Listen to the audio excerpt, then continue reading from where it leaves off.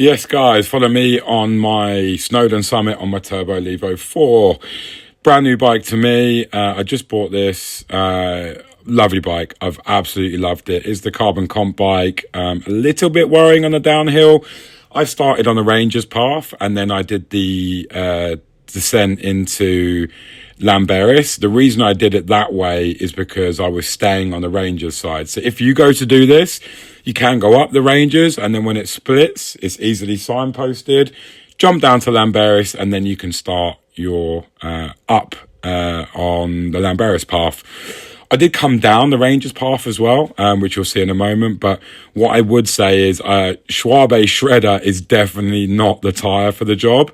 Didn't really matter too much, but if I was going to do it again, I'd probably swap out the tyre because it was a bit jumpy in places. But it is what it is. I didn't have time to swap it out.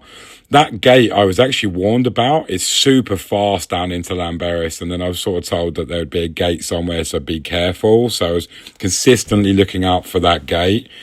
But look at these views. Honestly, I was buzzing all day, just riding out in the mountains. It's just a completely different vibe. Everyone I saw was super nice. I will warn you, in winter months, you're absolutely fine to ride Snowdon, but in the summer, you can't ride in peak times.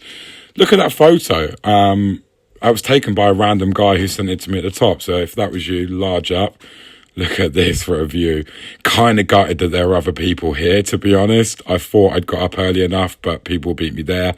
Now, this bit was a little bit tricky, so I jumped onto the train track. You obviously couldn't do this, I don't think, in the summer, because the train is up and down to the cafe on the summit of Snowdon. Yes, if you didn't know, Snowdon does have a cafe, and it does serve cold beer, but it's not open during winter months. But look at this for a summit view.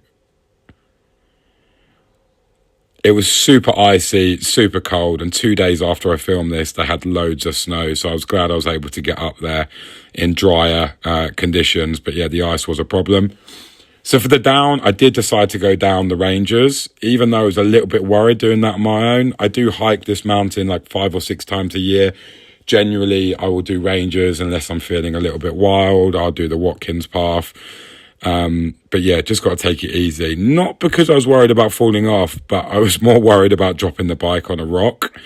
One of my riding buddies took his bike to Wales recently when he just got it, and yeah, cased it on a rock and put a complete hole in the frame.